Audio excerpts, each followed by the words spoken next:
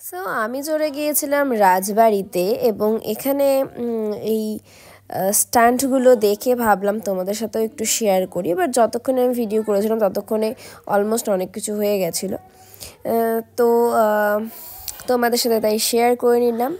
এবং এই ভিডিওতে কিন্তু একটু ফানি জিনিস আছে, তো তোমরা কিন্তু ভিডিওটা অবশ্যই দেখো এবং যারা নতুন রয়েছে তারা কিন্তু অবশ্যই সাবস্ক্রাইব করো।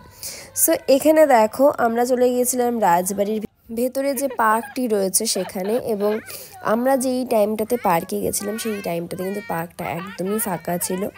এবং আমার মেয়েদেরকে অনেকবার বলেছিলাম যে তোরা এই দোলনাটাতে চড়, বাট কেউ রাজি হয়নি, তো ভাবলাম যে চলো আমরাই চড়ে ফেলি।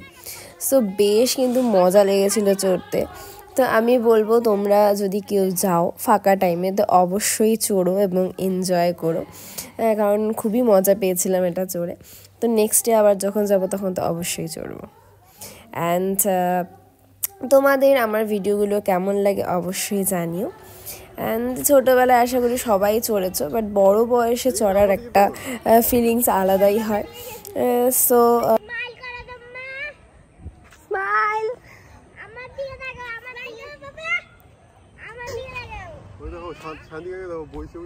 বাবা, আজকে তোমার ফেসবুকে যাবে।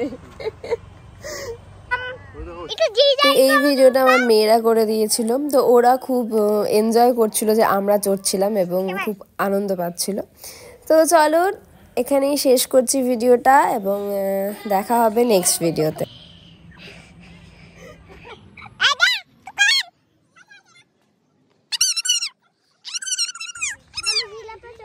যা চড়গা, চড় যা।